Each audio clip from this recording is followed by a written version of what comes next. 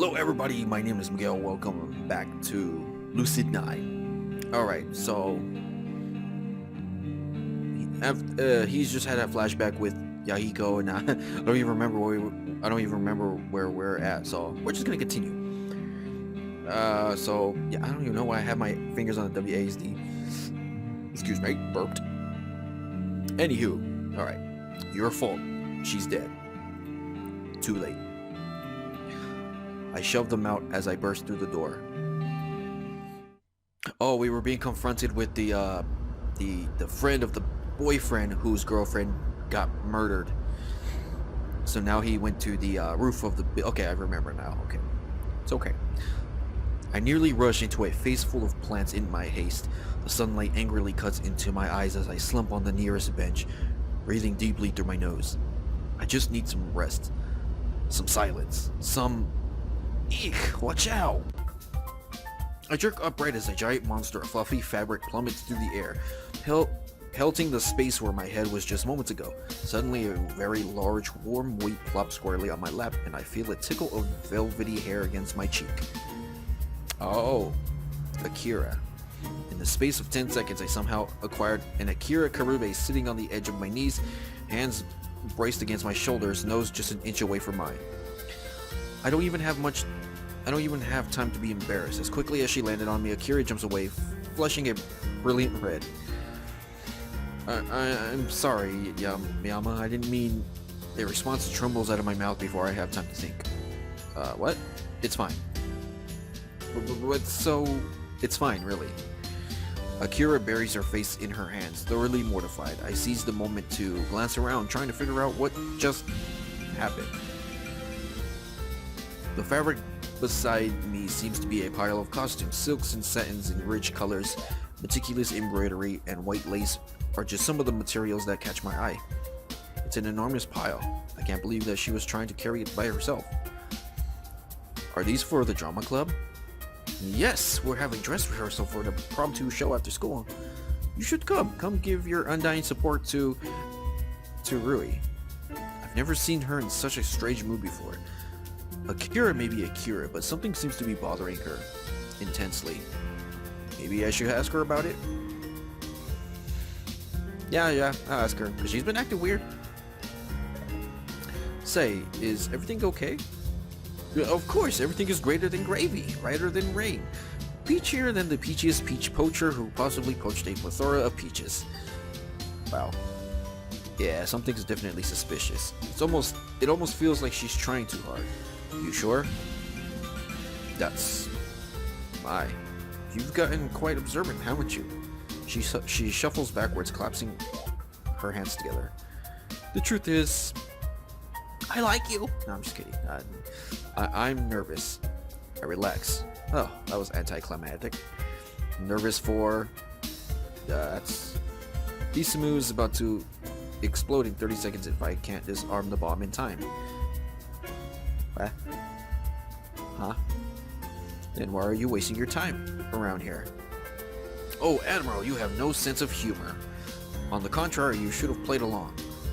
Her shoulders loosen from their prior tension as she releases a tiny giggle. You strike a fair point. Very well, I admit it. I, Akira Karube, veteran of the drama club, am nervous for a little impromptu performance. Oh, the shame, the dishonor, Isn't it just your second year in the drama club? Huh? Anyone would get stage fright. Even lifelong actors get stage fright. All you can do is practice. Practice? Why, I dare say that's a great idea. Of course it is. So, want to be my partner? Huh? Wait, what?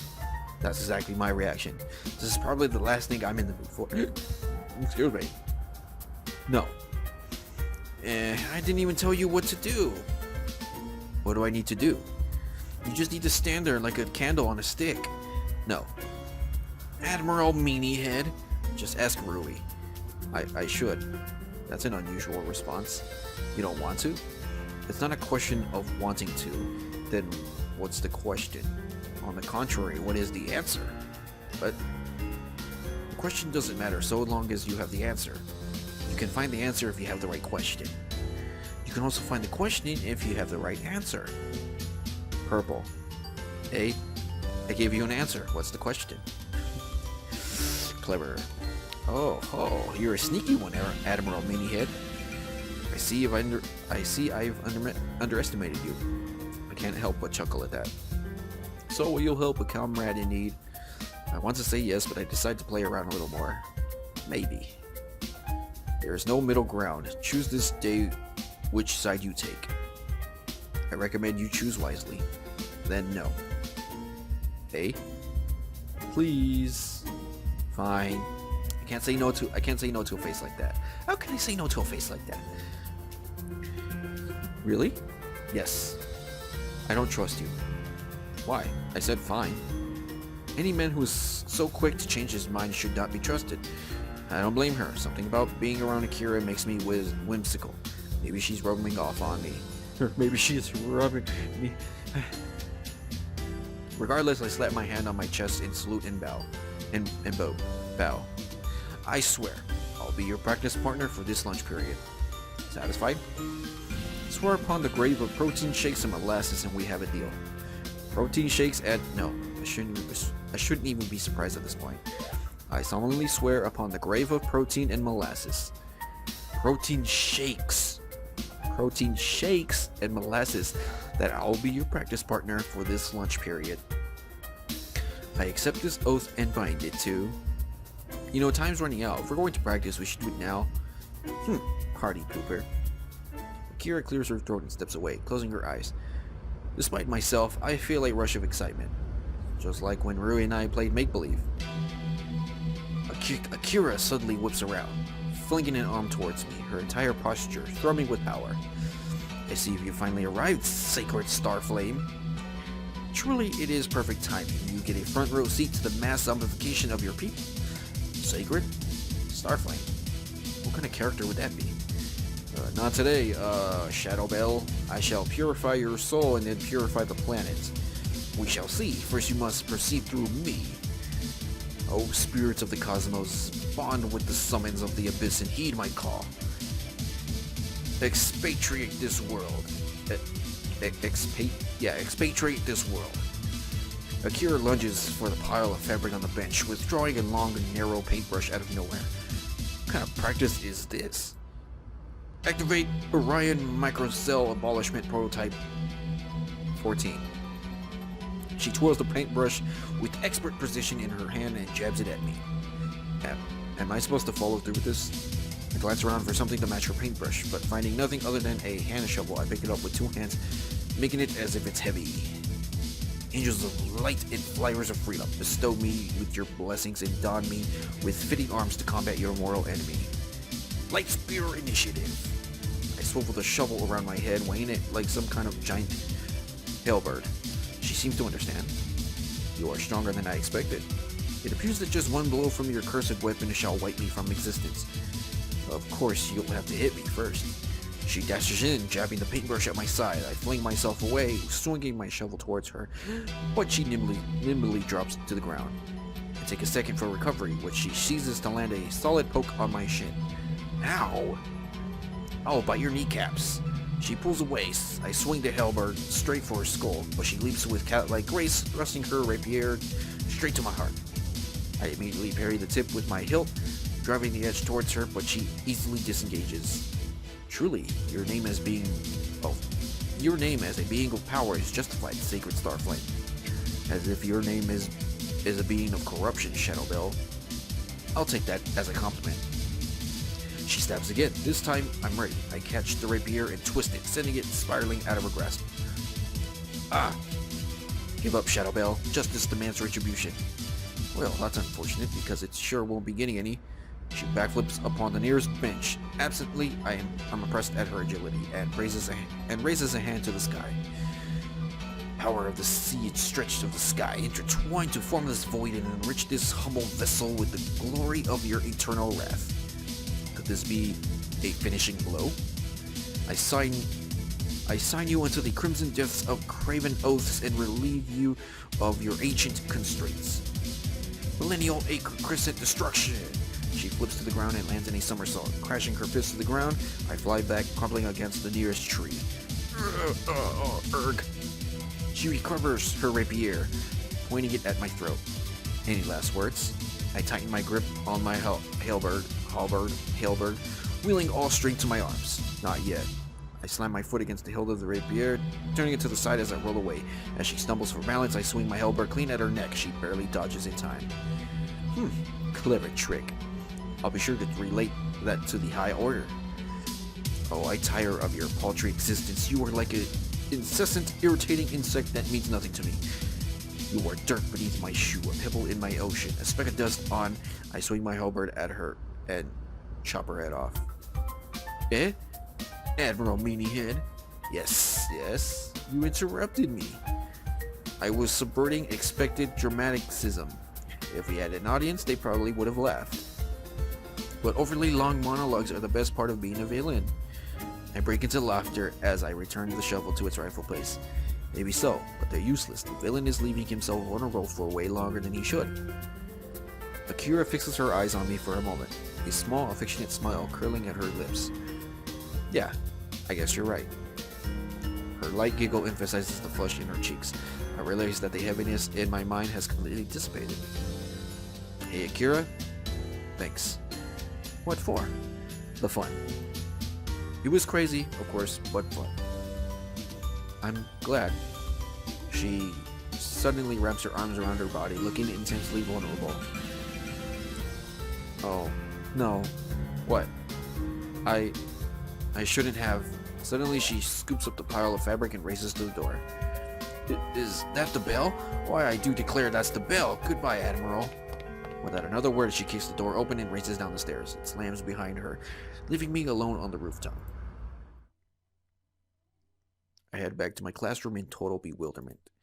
Why does Akira have to operate without rhyme or reason? She was completely fine up until the very end, then out of the blue she just snapped. Either way, I did have fun. Akira's antics really cleared my mind. I just wonder why she's acting so strangely. I make it to my seat right as the bell rings, hailing another period of gossip writing classes. Surprisingly, the PA clicks on and a special video announcement by the principal is streamed to our whiteboard. Good afternoon, students. As you are well aware, we have found ourselves in the most tragic and bewildering turn of events. We request that throughout the following circumstances you will remain calm. Rest assured that above all else, the Academy prioritizes your safety. The first matter, we empathetically request that you refrain from any communications with the media. Our faculty and partners are diligently working to solve the matter at hand and will deal with any questions aimed their way. Secondly, classes will continue as scheduled. Please do not neglect your studies. Special security is employed to keep you safe. Thirdly, in order to best ensure your security, curfew has been moved from 11:30 p.m. to 7 p.m. Wow.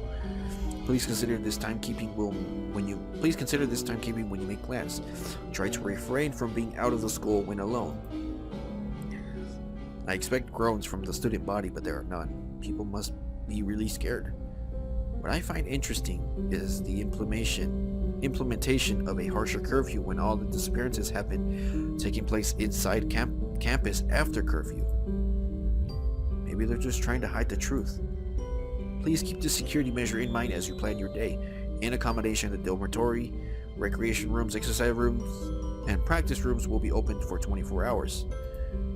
Off-campus students are strongly advised to adhere to similar guidelines. Thank you for your patience. The video shuts off, leaving the classroom in silence. Our teacher rises to the front of the room, visibly shaken. Well, that was very informative. Let's continue. I glance over at Yahiko. His face is completely blank, but I can see his knuckles turning white against his desk. Unfortunately, right as I attempt to start a conversation, the teacher calls on me. Oh boy. By the time I remember my original intention, school's already ended. Yahiko bolts from his seat immediately after dismissal, barely sparing me a second glance. Even Elizabeth splits from her groupies before I can catch her. I spend a few moments still, silent in my chair. Alone. Completely alone. Have you seen Beth? I jerk upright and come face to face with Natsuki Tanaka. Oh boy, this should be good. She's smiling, standing upright in her pristine, neatly ironed academy uniform. Her eyes bright and clean and nothing like the girl I've met the previous night. I feel a curdle of disgust in the pit of my stomach. Disgust, and if I'm honest with myself, a tinge of fear. You just missed her, but you probably already knew that. And if I did, then I would assume that you wanted to talk to me. Why would I want to do that? You're the one with all the answers. She giggles slightly behind her hand. I get the sickening feeling that she's enjoying this. If perchance you see Beth, do give her my regards. Why don't you tell her yourself? I wonder. She turns on her heel and drifts away without another word. I clench my hands against the desk, fighting to keep my anger down. She's aggravating. She's insane. She's undefeatable. I roughly grab my backpack and exit the school, looking to clear my head again. I idly wander into the streets, feeling the acute pang of loneliness for the first time in a long time. Ryu and Akira at drama club, Masato at track, Yahiko at, I don't even know, probably his own club, Masaki, who knows, Eri, who knows, Elizabeth, who knows. Not only that, but no one really knows about the investigations. No one knows the crimes as much as I do. No one knows what I've been up to. No one, of course, except Mr. Ryuta. I could visit him, but at the same time, it doesn't feel right. Like I'm using him as my crutch instead of learning to function in society on my own. I wanted to get rid of that. I wanted to learn how to be independent. But that doesn't really seem to happen. The first crutch was... the second crutch was my parents. They made sure I received proper care from therapists, stayed physically healthy, and completed my schoolwork, even when I least wanted to. The third crutch was, as is, Rui. I intended to come to the school with her so that I could learn to be self-sufficient. I'd be able to develop into a person that could impress his parents. I could be intelligent, wise, capable, full of initiative. I could finally find the identity of Yama Ishimoto.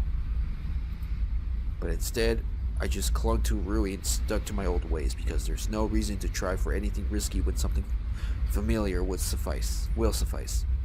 I need to get over that. I need to prevent myself from gaining a fourth crutch. A sudden strain of piano breaks through my thoughts. I instinctively return to the source of the noise and find myself staring at Café de la Praille. The melody is simple, but somehow eloquent. Curious, I try to glance through the window. To my surprise, I find Elizabeth Oshiro seated before a polished ebony grand, fingers plodding determinedly across the keys as she bites her lips in concentration. Odd. I didn't know she played piano. I'm struck with a sudden urge to talk to her, but fight against it. She'll probably just drive me insane, right? Oh boy. So I'm left with a choice. A choice that I'll probably... It's a choice that I'll probably make in the next episode, so... Thank you guys so much for watching. If you guys like this video, give this video a thumbs up. It'll help me a lot. I would greatly appreciate it. Until next time, see you guys in the next video. Bye everyone.